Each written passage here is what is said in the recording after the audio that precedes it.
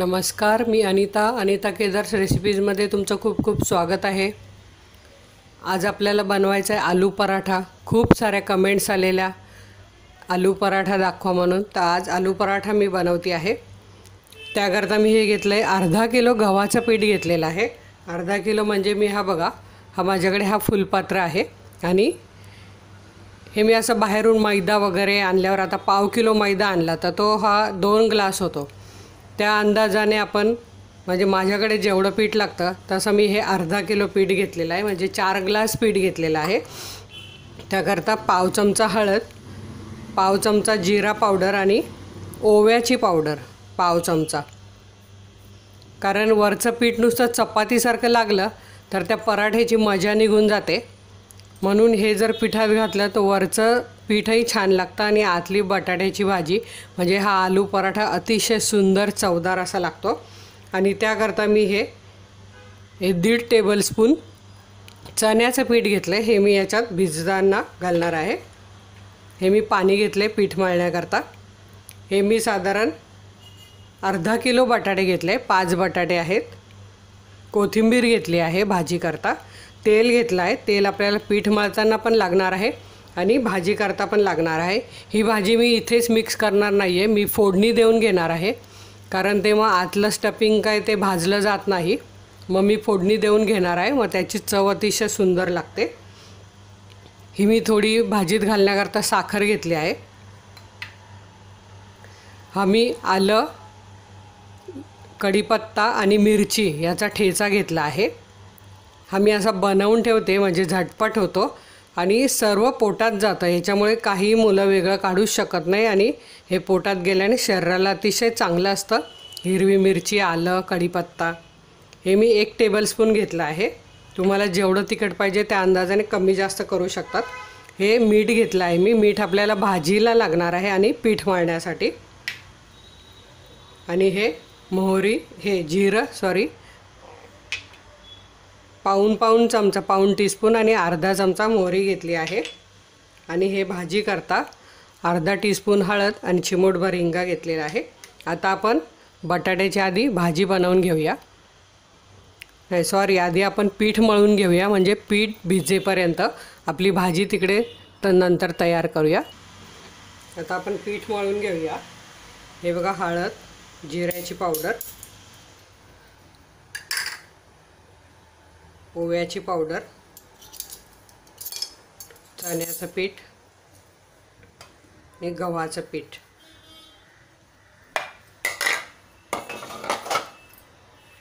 यात आपण चवीप्रमाणे मीठ घालून घेऊया, साधारण 1 टीस्पून लागेल। आणि हे 4 चमचे तेल घालूया, म्हणजे कसं भाजताना हे खरपूस होतं। आता आपण हे छान मिक्स करून घेऊया आणि चपातीच्या पिठासारखा हा गोळा आपल्याला मळून घ्यायचा आहे।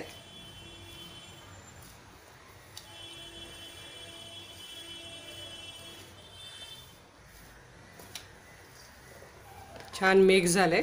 आता हे पीठ आपण भिजवून घेऊया थोडं थोडं पाणी घालून।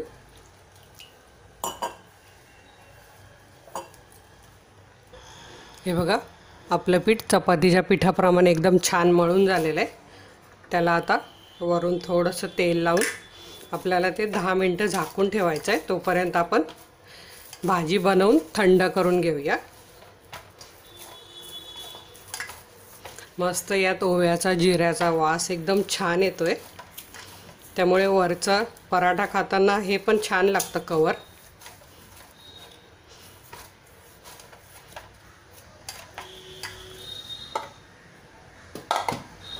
मी आता हे पीठ झाकून ठेवते मस्तपैकी। आता आपण भाजी बनवायला घेऊया। हे बघा, आपण हे बटाटे या स्मॅशरच्या सहाय्याने पूर्ण असे बारीक करून घ्यायचे, म्हणजे एकही गोळा राहणार नाही आणि आपला पराठा फुटणार नाही, किंवा मग किसून घेतले तरी चालतील। असे मी सगळे बटाटे करून घेते। हे बघा, आपले बटाटे छान बारीक झाले। आता आपण भाजी फोडणी करून घेऊया। हे बघा, आपली कढई तापली, आपण यात तेल घालून घेऊया। तेल अगदी थोडंसं घालायचं आहे, एक 2-3 चमचे घालायचे। आपलं तेल तापलेलं आहे छान. आपल्याला मोहरी घालायची. मोहरी छान तडतडू द्यायची. मोहरी तडतडल्यावर गॅस कमी करायचा आहे. जिरं घालायचं आहे. जिरं पण छान फुलू द्यायचं आहे.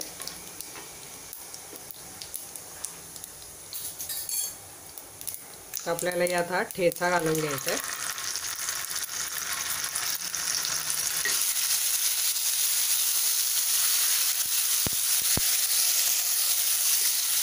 छान मिक्स करायचं आहे.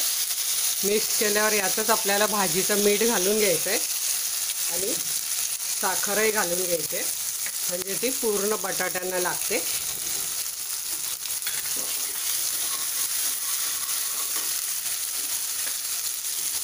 आपण हळद आणि हिंग घालून घेऊया. छान मिक्स करून घेऊया. आता आपण यात बटाटे घालून घेऊया.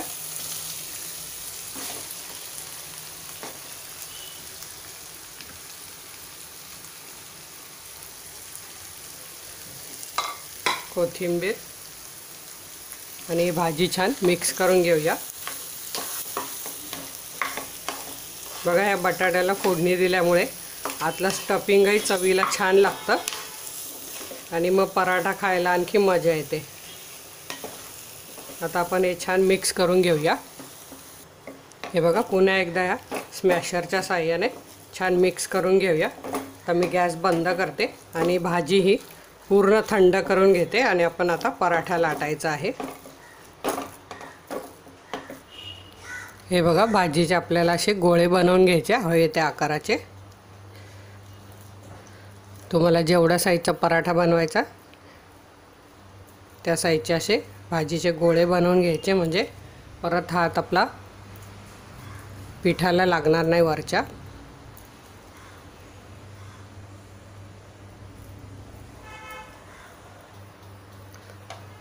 आपला पीठ पण भिजलेलं आहे साधारण 10-15 मिनटं. तुम्ही अशी जर तयारी करून ठेवली तर मुलांना शाळेतून आल्यावर झटपट असा आलू पराठा पोटभरीचा देऊ शकतात. किंवा मी इथून पुढे काही भाज्यांचे पण पराठे दाखवणार आहे, तेही तुम्ही बघा. म्हणजे मुलांना संध्याकाळी शाळेतून आल्यावर जी भूक लागते ती अशा पदार्थाने नक्कीच त्यांचं पोट भरेल. हे बघा, मी ही एक लिंबा एवढी गोळी घेतली आहे. ही थोडीशी लाटून घेते मी.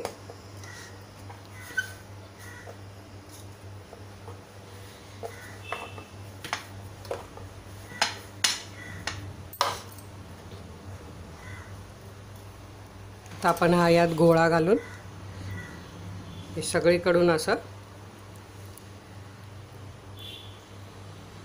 हे बघा, असं मोदकासारखंच करून घ्यायचं आहे.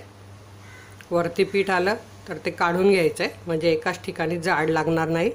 हे बघा, असं हाताने परत प्रेस करून घ्यायचं आहे पूर्ण आणि पराठा लाटून घ्यायचा आहे. हे बघा,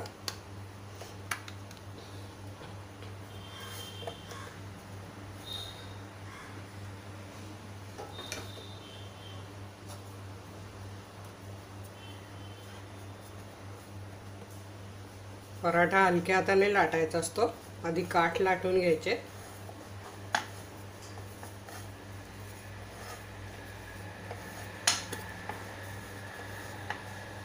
तुम्ही जर माझे व्हिडिओ प्रथमच बघत असाल तर अनिता केदार रेसिपीच्या बाजूला एक सबस्क्राईबचं आयकॉन असतं, त्यावर क्लिक करायचं आहे. ते केल्यावर एक घंटीचं चिन्ह येतं, त्यावरही क्लिक करायचं आहे. म्हणजे मी जे रोज छान छान व्हिडिओ यूट्यूबला अपलोड करते त्याचं नोटिफिकेशन लगेच तुम्हाला तुमच्या स्क्रीनवर येईल आणि तुम्ही माझे व्हिडिओ लगेच बघू शकाल.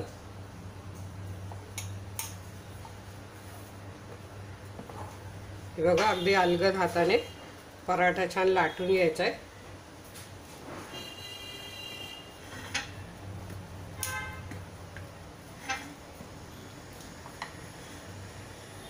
आपला पराठा छान लाटून झाला आहे बघा. आता आपण हा भाजून घेऊया. मी आणखी एक दुसऱ्या प्रकारे पण दाखवते तुम्हाला. या पिठाची अशी वाटी करून यात पण जरी आपण ते बटाट्याचं स्टफिंग भरून घेतलं तरी आपण बनवू शकतो. हे बघा,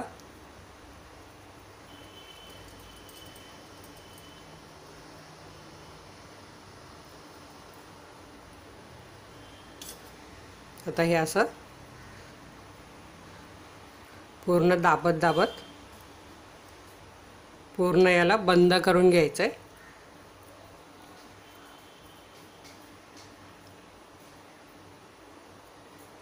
हे बघा, आणि परत असं पीठ लावून थोडं हाताने असं प्रेस करून घ्यायचं आहे, म्हणजे काय होतं आतलं स्टफिंग सगळीकडे लागतं। बघा, हाही पराठा मी छान लाटून घेते। हे बघा, हाही पराठा आपला मस्त लाटून झाला आहे। आता आपण हे अजून मी 1-2 लाटून घेते आणि मग भाजूया। हे बघा, इथे आपला तवा तापला आहे, त्याला आधी तेल लावून घ्यायचं आहे।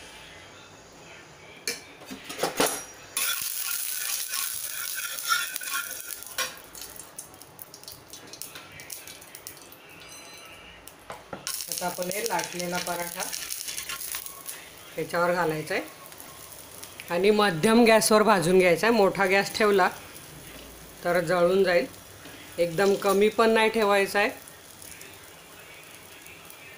आणि हे साधारण अर्धा मिनिटाने पलटून आपल्याला भाजून घ्यायचे। मस्त खमंग असा वास सुटलाय पराठ्याचा, खूप छान झालेत पराठे। हे बघा, असा थोडासा रंग चेंज झाल्यावर आपल्याला हे पलटी करून घ्यायचं आहे। हे बघा, इथे तुम्ही बघू शकतात किती छान पराठा भाजला गेला आहे। आता याच्या पण साईडने असं तेल सोडायचं आपल्याला, वरती पण थोडं घालून घेऊया, म्हणजे नंतर भाजताना सगळीकडे लागेल ते। तुम्ही जर बटर घालून भाजून घेणार असेल तरी चालेल किंवा साजूक तुपावर भाजलेत तरी चालेल। मी तेल लावून भाजून घेते।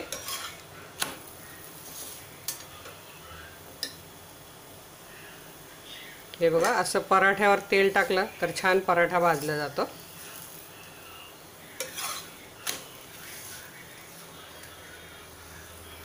बघा, मस्त खरपूस झालाय पराठा।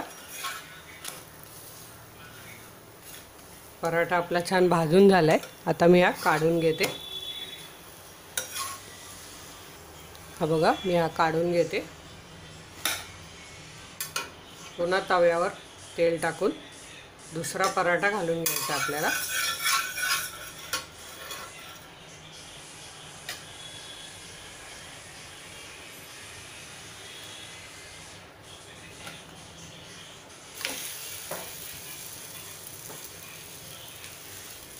वरती तेल लावून घ्यायचंय। छान हाही पराठा आपण भाजून घेणार आहोत। हे बघा, हे तुम्ही मुलांना टिफिनमध्ये पण देऊ शकतात, खूप सुंदर लागतात हे। मस्त खरपूस असे पराठे आपले झालेले आहेत। मी आता असे सगळे पराठे भाजून घेते। हे बघा, अतिशय सुंदर आपले पराठे झालेले आहेत। हे तुम्ही माझं टोमॅटो केचप रेसिपी बघा किंवा टोमॅटो सॉस 2 प्रकारचे दाखवले आहे मी, झटपट सॉस आणि हा टोमॅटो शिजवून केलेला सॉस, ते तुम्ही बघा किंवा दह्याबरोबर खा, अतिशय सुंदर लागतात। तुमचे काही प्रश्न काही प्रतिक्रिया असतील त्या मला जरूर कळवा। माझे व्हिडिओ भरपूर शेअर करा। अशा छान छान रेसिपी बघण्याकरता तुमच्या स्क्रीनवर माझा लोगो आला असेल, त्यावर क्लिक करा। धन्यवाद।